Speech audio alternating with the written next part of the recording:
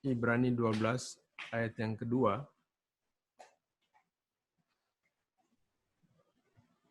Marilah kita melakukannya dengan mata yang tertuju kepada Yesus. Ibrani 12 ayat yang kedua.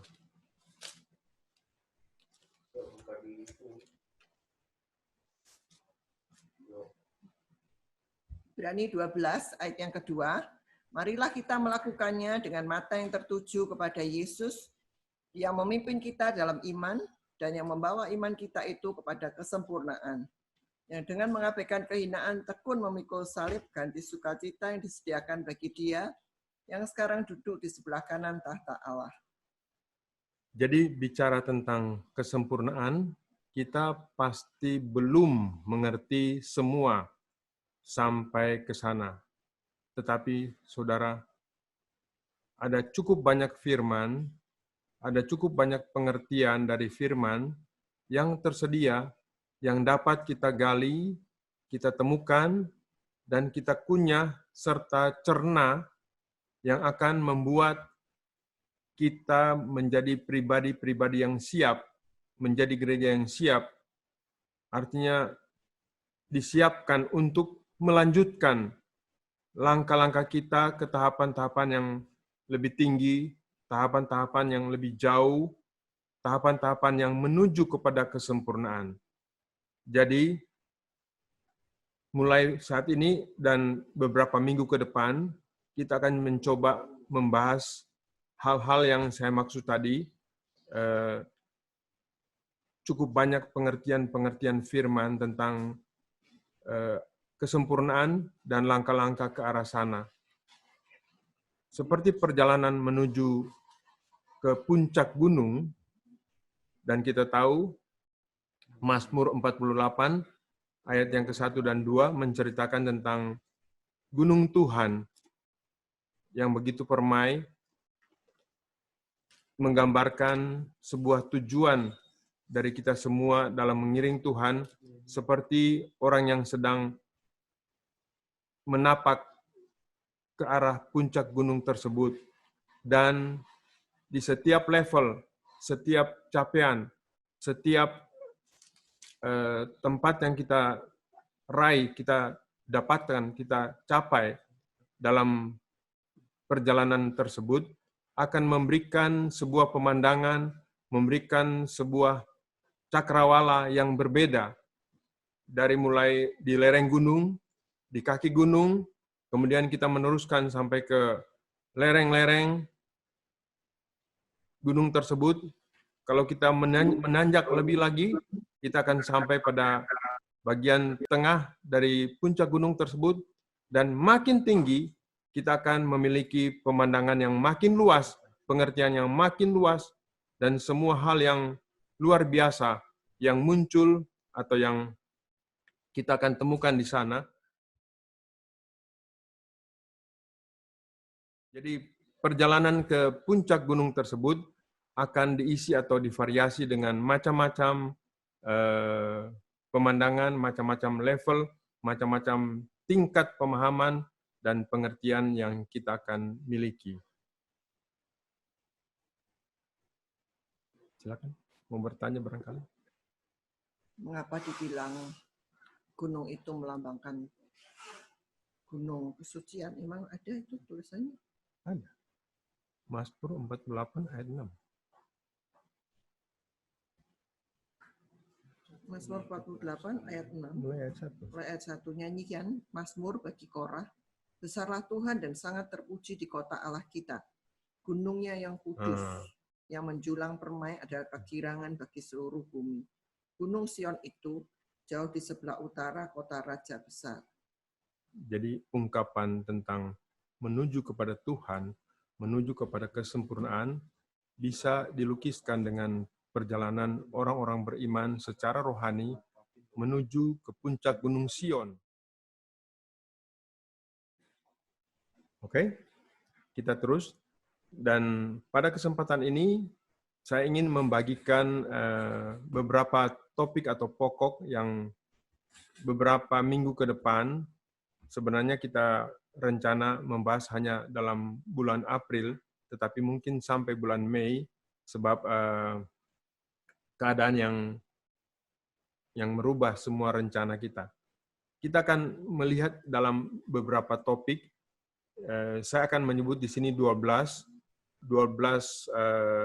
topik firman Tuhan yang akan menjadi semacam persiapan kita dalam kita menanjak dan ingin mencapai yang namanya kesempurnaan seperti ayat Ibrani 12 ayat 2 tadi.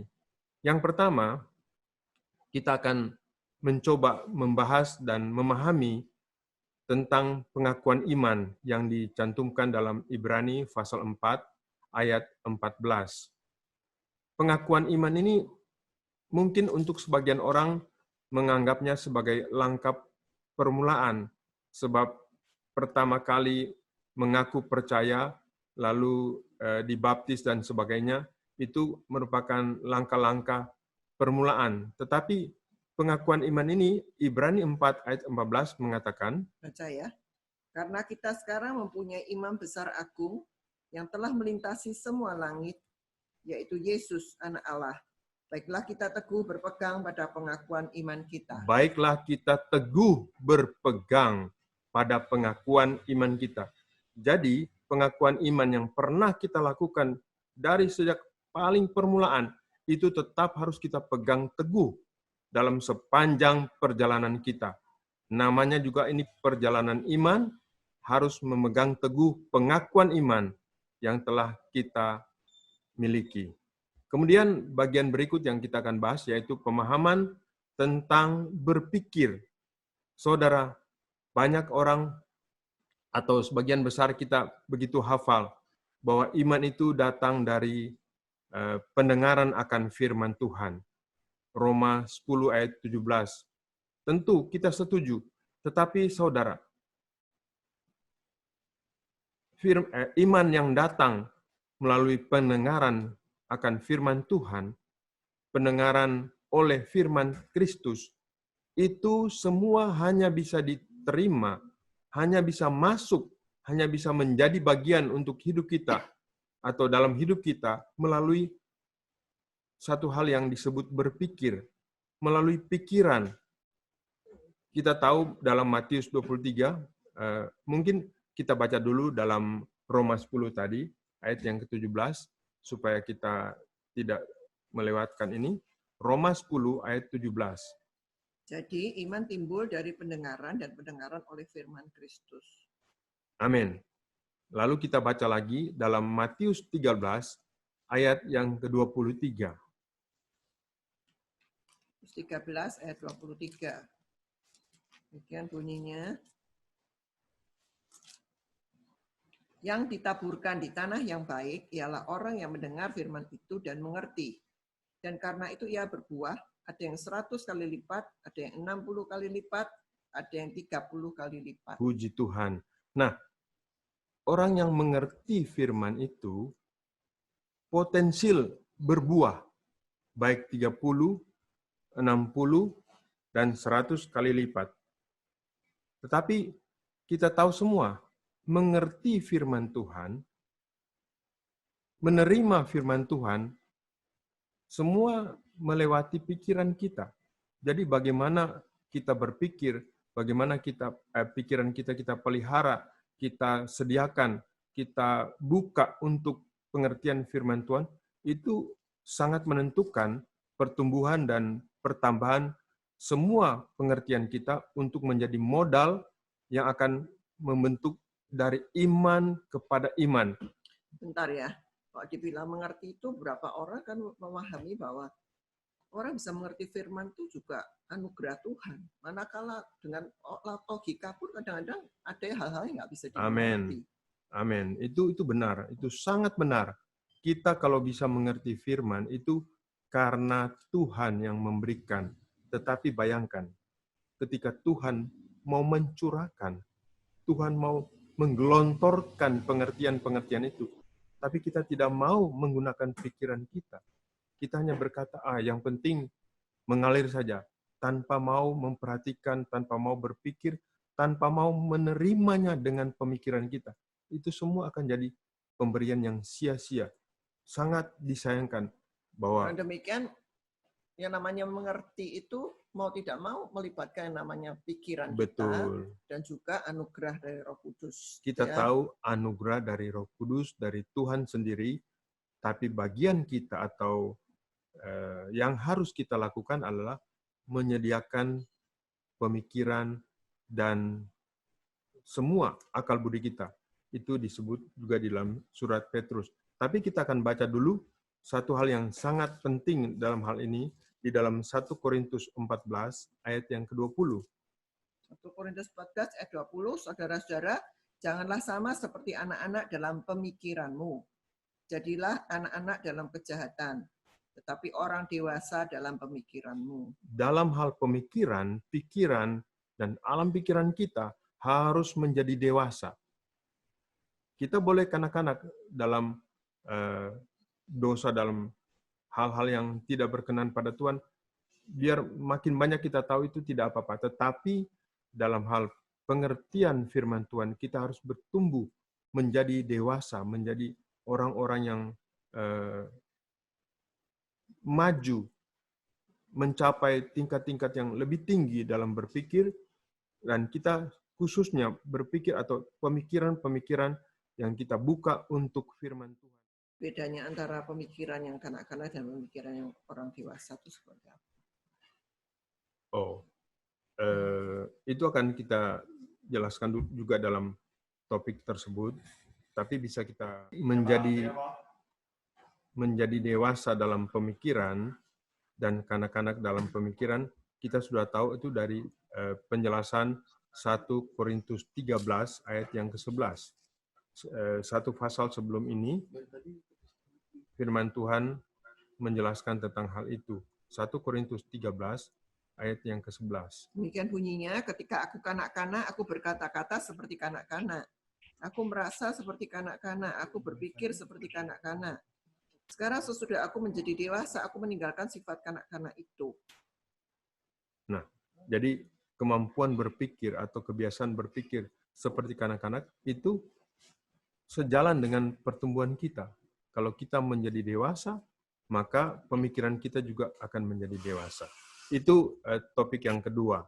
Kita akan melihat lebih lanjut topik yang ketiga dalam pembahasan ini, yaitu mengenai manuver-manuver iman. Manuver-manuver iman ini kita perlukan dalam pertumbuhan.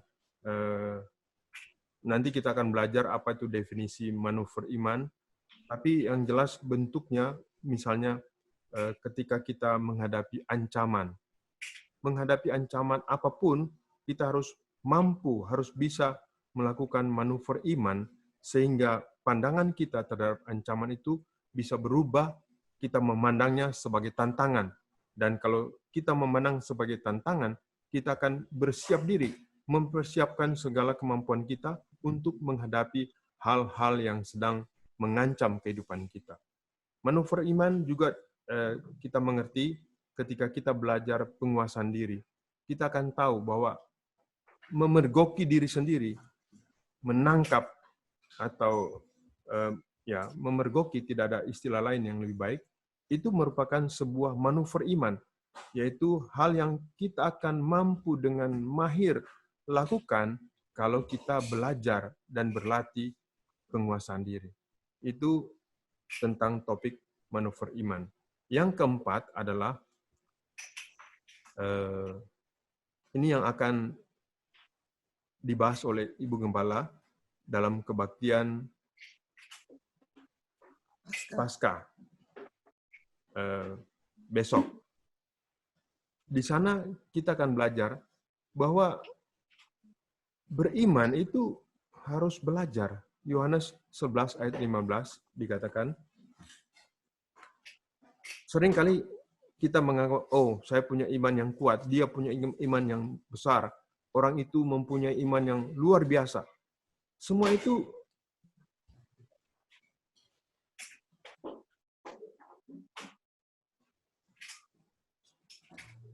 ya, ini ada, bisa dibaca. Tapi syukurlah aku tidak hadir pada waktu itu, sebab demikian lebih baik bagimu supaya kamu dapat belajar percaya. Marilah kita pergi sekarang padanya. Jadi untuk percaya, beriman yang makin bertumbuh, itu perlu belajar supaya yang kita sebut pemikiran tadi bisa bertambah, bahkan sebisanya secara sistematis sehingga kita bertumbuh, tidak membuang-buang waktu, putar-putar kembali ke hal itu saja, tetapi kita benar-benar bertumbuh, menapak dari satu level ke level berikutnya. Itu yang akan kita pelajari dan akan dikhotbahkan oleh Ibu Gembala dalam kebaktian Paskah besok hari Minggu. Kemudian kita lihat mengenai yang kelima, topik mengenai bertumbuh. Topik bertumbuh ini menjadi masalah di mana-mana. Saudara melihat berapa kali orang mengatakan mereka harus atau merasa perlu pindah gereja karena alasannya saya tidak bertumbuh. Padahal pengertian tentang bertumbuh itu sendiri tidak jelas dalam pemikiran orang-orang tersebut. Banyak orang Kristen yang mengatakan tidak bertumbuh, tetapi sebenarnya bukan tidak bertumbuh. Ada hal-hal yang penting atau konsep Alkitabiah yang tentang bertumbuh yang harus kita pahami, harus kita mengerti dalam rangka pertumbuhan iman ini. Jadi yang jelas 1 Tesalonika 5 ayat yang ke-23 mengatakan bahwa kita harus bertumbuh dan bukan hanya dalam satu segi, tetapi dikatakan oleh firman Tuhan dalam 1 Tesalonika 5 ayat yang ke-23. Semoga Allah damai sejahtera menguduskan kamu seluruhnya, dan semoga roh, jiwa, dan tubuhmu terpelihara sempurna dengan tak bercacat pada kedatangan Yesus Kristus Tuhan kita. Jadi ini ayatnya bisa disaksikan 1 Tesalonika 5 ayat 23. Kemudian kita akan melihat lebih lanjut dalam pembahasan tentang iman ini, yaitu mengenai diri. Dalam istilah bahasa Yunani dengan istilah ego. Diri ini harus kita mengerti. Sebab kalau kita tidak mengerti tentang diri, kita akan banyak kali berbuat salah atau salah mengambil pilihan. Galatia 2 ayat 19-20 menceritakan tentang diri dengan istilah aku. Ada beberapa aku dalam ayat tersebut. 2:19. Mami baca. 2 ayat 19. Galatia 2 ayat 19 dan 20. Sebab aku telah mati oleh hukum Taurat untuk hukum Taurat supaya aku hidup untuk Allah. Aku telah disalibkan dengan Kristus, namun aku hidup. Tetapi bukan lagi aku sendiri yang hidup, melainkan Kristus yang hidup di dalam aku. Nah, berbagai aku di situ. Dan hidupku yang aku hidupi sekarang di dalam daging adalah hidup oleh iman dalam Anak Allah yang telah mengasihi aku dan menyerahkan dirinya untuk aku. Oke. Di situ disebutkan atau disinggung beberapa macam aku. Aku telah mati, namun aku hidup. Itu kan sesuatu yang agak aneh, tetapi itu benar. Kita harus memahami segala sesuatu penjelasan tentang sang aku dan aku-aku yang kita miliki. Ternyata di dalam diri kita terdapat beberapa banyak aku. Itu akan kita pelajari. Berarti kalau orang punya istilah kita harus mematikan ego, itu kurang pas juga ya? Iya. Yang umum orang cuma mengatakan semua ego itu mau dimusnahkan, tidak bisa. Kita mau nggak mau harus punya satu ego, satu diri yang memperkenankan Tuhan. Jadi kita harus memahami konsep tentang diri ini atau pemahaman tentang aku. Kemudian lebih lanjut kita akan membahas tentang sudut pandang atau sudut pandang mengenai kesempurnaan. Sudut pandang ini akan membawa kita pada pemahaman yang lebih lanjut, sebab misalnya yang umum kita ketahui adalah Matius 5 ayat 48 yang berbunyi, hendaklah kamu sempurna seperti Bapamu di surga adalah sempurna. Ayat ini adalah perkataan Tuhan Yesus. Jadi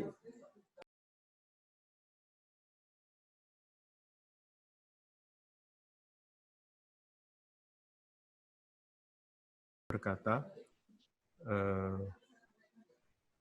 karena itu haruslah kamu sempurna sama seperti Bapamu yang di sorga adalah sempurna. Ini berbagai hal tentang sempurna dalam pandangan-pandangan melalui ayat-ayat Alkitab. Ada beberapa hal, misalnya kita akan belajar bahwa kesempurnaan itu sebuah capaian atau batas, ataukah merupakan tujuan akhir, semua akan kita pelajari dalam topik ini. Kemudian kita lanjut topik yang ke-8. Topik yang ke-8 yaitu mengenai dalam ungkapan yang ditulis dalam Efesus 4 ayat 13. Di situ ada ungkapan yang berkata, sampai kita semua. Jadi konsep tentang kesempurnaan ini bukan berbicara mengenai kesempurnaan individual. Boleh saja ada orang yang bertumbuh, imannya bagus, dan dia menjadi orang yang luar biasa, mempercayai Tuhan, dan mencapai hal-hal yang besar, dan mungkin terkenal, atau apapun istilahnya. Tetapi ungkapan firman Tuhan berkata demikian. Sampai kita semua telah mencapai kesatuan iman dan pengetahuan yang benar tentang anak Allah, kedewasaan penuh, dan tingkat pertumbuhan yang sesuai dengan kepenuhan Kristus. Mencapai kepenuhan Kristus itu, dalam bahasan ini bukan sendirian, tetapi kita harus ingat, pencapaian kesempurnaan Kristus, kepenuhan Kristus, itu adalah sebuah pencapaian bersama. Ini malah oleh beberapa orang berkata, aduh, sangat mustahil. Wong satu orang saja sudah setengah mati, rasanya tidak bisa sampai. Ini bicara tentang semua orang-orang beriman, seluruh gereja. Itu kan makin tidak mungkin. Tapi kita harus tahu bahwa sejak Tuhan Yesus berucap mengenai kesempurnaan, Tuhan berdoa supaya mereka semua menjadi satu, dan supaya mereka semua sempurna menjadi satu. Jadi yang menjadi sempurna, yang Tuhan tunggu untuk mencapai kesempurnaan, bahkan dalam lukisan mempelai itu bukan satu orang. Mempelai dalam Efesus 5 dan sebagainya itu yang akan didirikan oleh Tuhan dengan tanpa catat atau kerut dan sebagainya, berbicara tentang kesempurnaan. Kesempurnaan yang dicapai oleh sebuah kelompok yang besar, yang kita sebut gereja sedunia, gereja gereja universal. Itu sebuah pencapaian yang luar biasa dan luar biasa mustahil. Tapi kita tahu semua bahwa untuk itu Kristus telah mati. Dan untuk itu Kristus telah menyediakan jalannya dan semua fasilitas untuk sampai ke sana. Tetapi memang tidak mudah. Sebab ini merupakan capaian bersama yang harus kita pelajari. Bagaimana bersama-sama bertumbuh. Bagaimana semua rekan-rekan kita, bagaimana semua yang masih kanak-kanak pun harus dibawa serta bersama-sama dibina mencapai tingkat kepenuhan Kristus. Itu akan kita bicarakan di dalam topik yang ke-8. Kemudian kita akan sampai pada topik yang ke-9. Saudara, kita semua tahu bahwa kadang-kadang gereja itu dianggap seperti kura-kura menghadapi kemajuan dunia yang bagaikan gerak laju singa dan macan begitu cepat. Gereja tertinggal seperti kura-kura. Sehingga kita harus memahami apa yang disebut lompatan iman. Lompatan iman ini harus kita pahami baik-baik sehingga kita dapat melakukan lompatan-lompatan iman. Contohnya pertumbuhan yang dibedakan antara pertumbuhan biasa, pertumbuhan seperti pertambahan 1, 2, 3, 4, 5, dan seterusnya. Berbeda dengan pertambahan dan pertumbuhan secara eksponensial. Kalau saudara tahu itu grafiknya bukan seolah-olah seperti garis lurus, naik perlahan-lahan, tidak. Pertumbuhan eksponensial itu mula-mula mungkin landai, tapi kemudian dia akan menukik tajam ke atas, sebuah grafik yang eksponensial. Dan itu yang Tuhan mau terjadi dalam kehidupan orang-orang beriman atau seluruh orang-orang beriman dalam kehidupan gereja. Sebab itu yang namanya lompatan iman harus kita pahami. Kitab Yeremia mengatakan, kalau kamu dengan orang yang berjalan kaki sudah ketinggalan, bagaimana kalau kamu harus bertanding, melawan, atau berlari bersama orang yang menunggangi kuda? Berapa jauh kita akan tertinggal. Jadi kita harus mengerti bagaimana melakukan lompatan-lompatan iman. Kemudian topik yang ke-10, ini mungkin agak lucu, tapi ini menjadi realitas.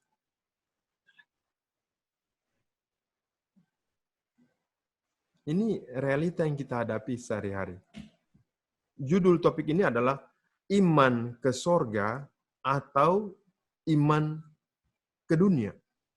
Iman dalam menghadapi dunia. Umumnya orang berkata, kita harus beriman supaya kita masuk sorga. Tentu, dan kita sudah tahu semua bahwa Tuhan Yesus pergi untuk menyediakan tempat. Amin.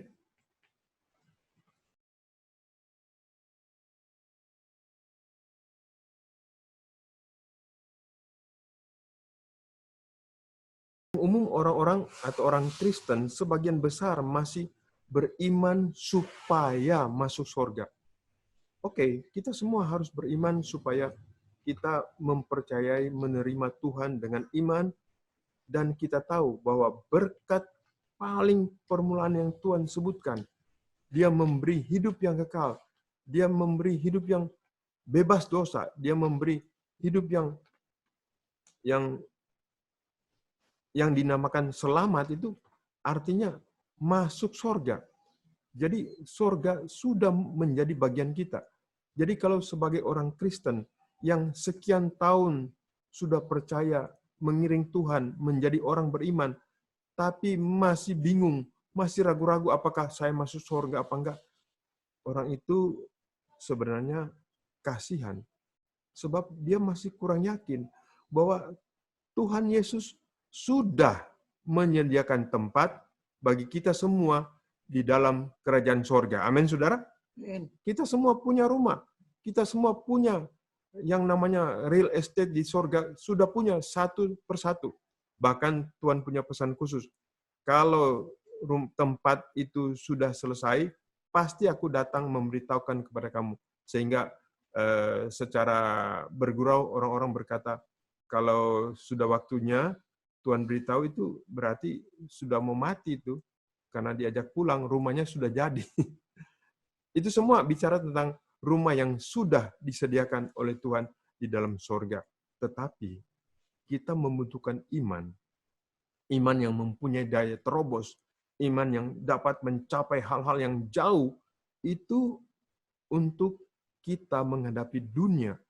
Menghadapi kehidupan nyata. Menghadapi segala pergumulan dalam dunia, dalam pergumulan kita selagi di dunia ini. Sebab itu kita mau memahami, mau membedakan, mau mempelajari tentang iman ke sorga atau iman ke dunia. Kita tahu dalam Markus 16 ayat 15, ayat yang sudah beberapa kali kita baca dan kita telaah. Dikatakan, pergi, masukilah semua dan setiap dunia.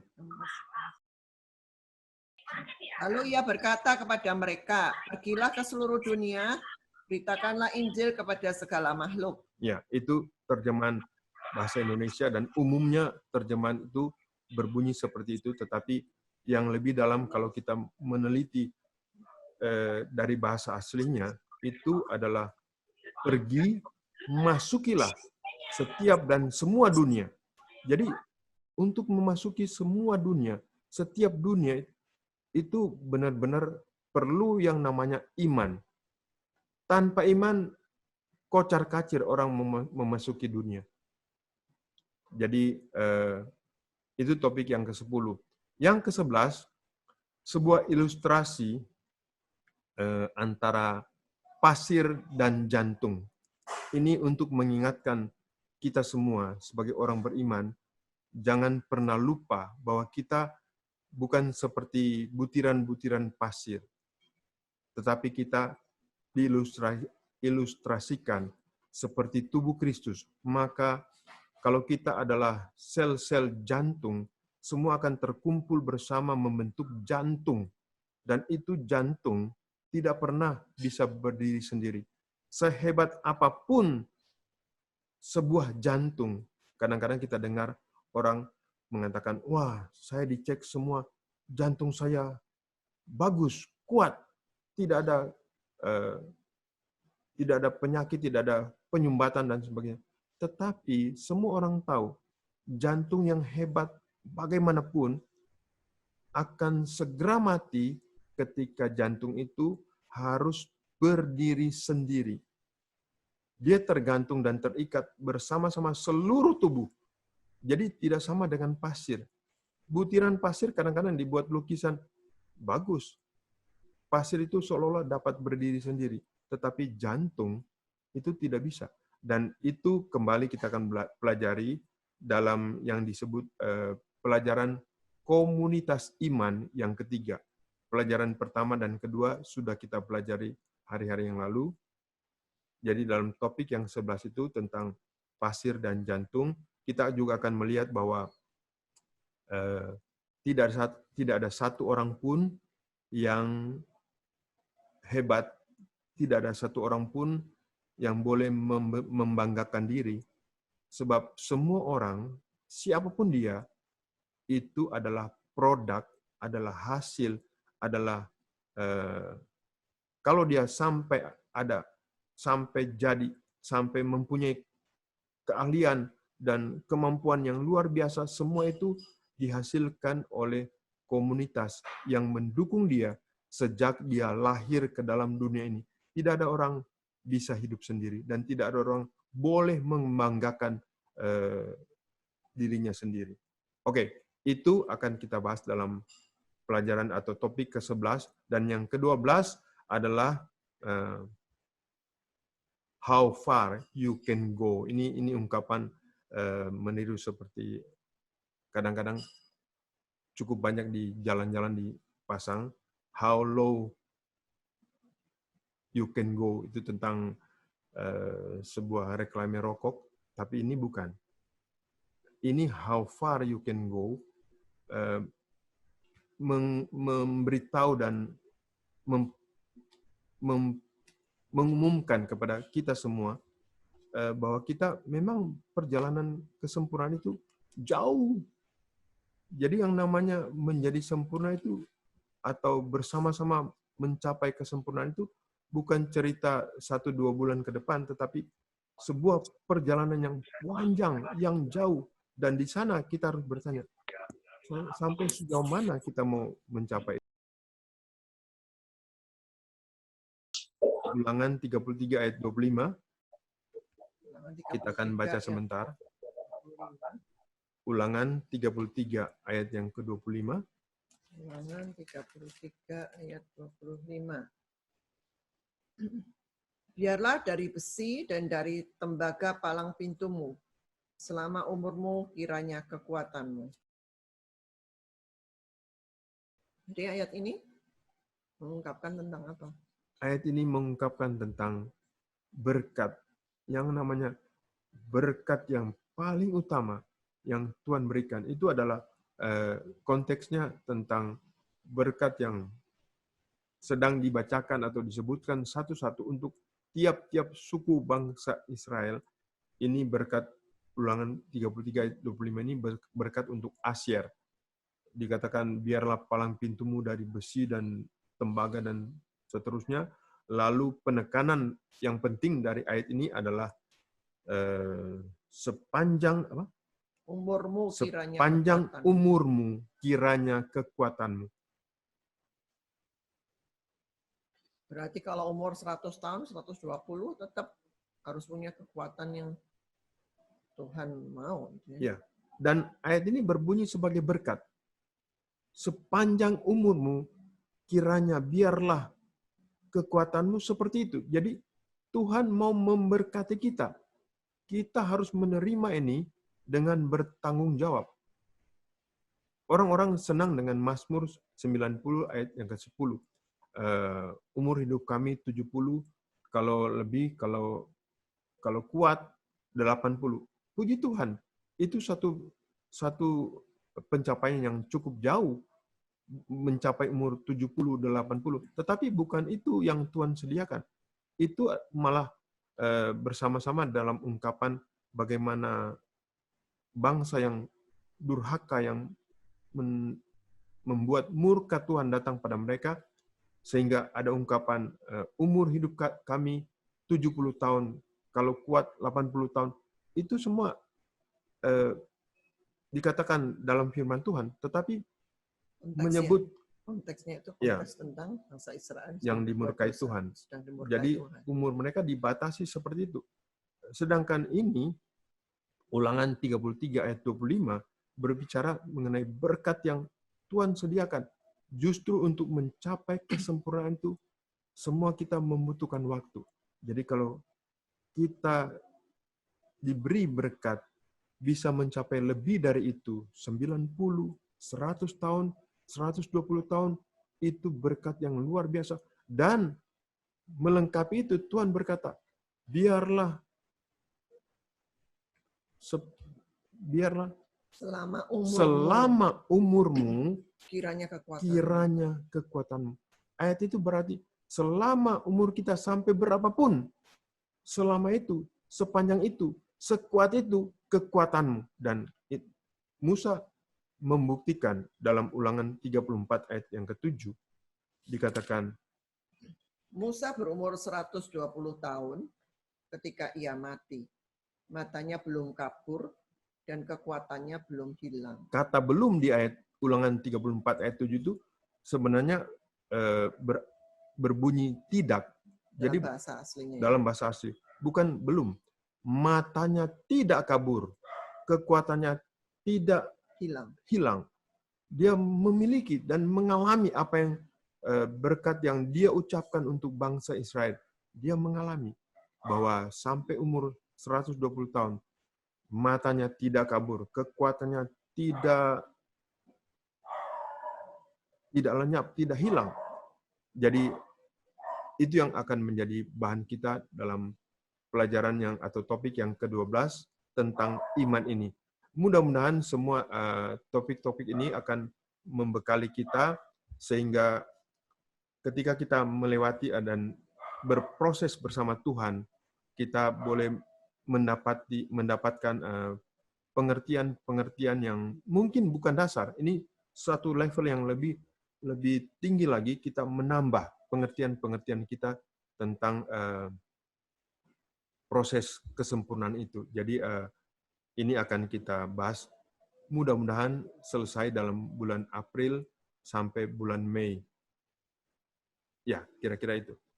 Tadi kami sambil menunggu saudara-saudara yang mungkin ingin bertanya atau berkomunikasi lewat pertemuan siang ini. Saya ingin mengajak kita menyanyi. Ayo.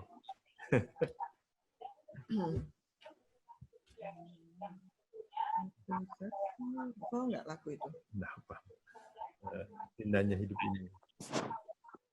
Indahnya hidup ini bersamamu Tuhan, matahariku, benteng hidupku, Tuhan kabur, tiada lagi bimbang ragu, selama kau dekatku, bersamamu, oh Tuhan, indahnya hidup ini. Bersama Tuhan ku ayunkan langkah-langkah pasti. Bersama Tuhan ku jalin nada kasih. Melewati gunung dan lembah, Tangan yang perkasa menjaga, makin dekat aku padanya, makin ku rasakan kasihnya, makin ku nyataku miliknya pribadi. Hidup ini bersamamu Tuhan, matahariku, benteng hidupku, harapan di kalbu, tiada lagi bimbang ragu selama kau dekatku. Bersamamu, oh Tuhan, indahnya hidup ini. Indahnya hidup ini bersamamu Tuhan, matahariku, benteng hidupku, harapan di kalbu, tiada lagi bimbang ragu selama kau dekatku. Bersamamu, oh Tuhan, indahnya hidup ini. Tuhan ku ayunkan langkah-langkah pasti. Bersama Tuhan ku jalin nada kasih. Melewati gunung dan lembah, tangan yang menjaga, makin dekat aku padanya, makin ku rasakan kasihnya, makin ku jadi miliknya pribadi.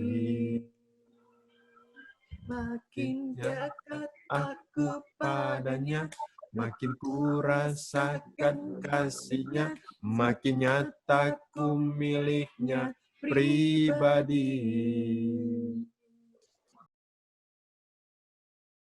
Tuhan memberkati, ya.